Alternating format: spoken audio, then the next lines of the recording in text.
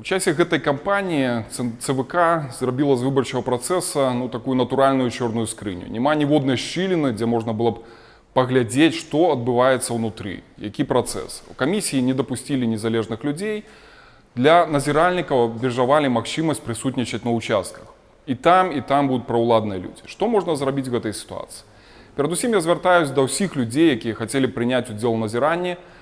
Атрымлівайце накіраванні ад палітычных партый і грамадскіх аб'яднанняў, збірайце па 10 подпісаў, прыходзьце на ўчастак і атрымлівайце запіс у журналах аб акрэдытацыі.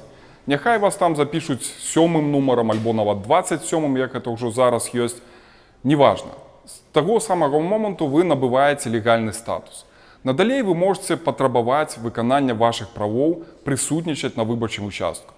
Калі на кожны такі участак набярэцца па 20-30 чалавек, яны прыйдуць і скажуць камісіі, гэта наша права, бо эпідэміі ў краіне няма, вышэйшае кіраўніцтва гаворыць пра тое, што ўсё ўжо з гэтай заразай пакончана, ёсць верагоднасць, што даб'емся і будзем прысутнічаць, будзем назіраць, будзем патрабаваць выканання закону.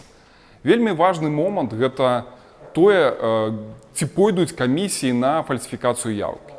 На всіх ранейшых выбарах, асабліва ў перыяд датэрміновага галасавання, вельмі часта адбывалася так, што пры рэальнай яўцы ў 10 чалавек па выніках дня камісія пісала 110.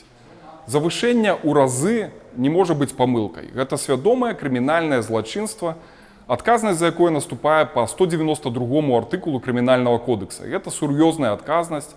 Трэба, па-першае, папярэджваць камісіі пра тое, што яны, фальсіфікуючы яўку, будуць несці адказнасць, бо робяць злачынства. Па-другое, трэба быць неабыякавым грамадзянінам і звяртацца ў міліцэйскія органы ўнутраных спраў з патрабаваннем правесці праверку і ўзбудзіць крымінальную справу. Як гэта зрабіць, мы, Рух за свабоду, патлумачылі ў шэрагу інструкцый, відэа. Ёсць досвед папярэдніх выбарчых кампаній. Звяртайцеся, навучым, патлумачым, дапаможам.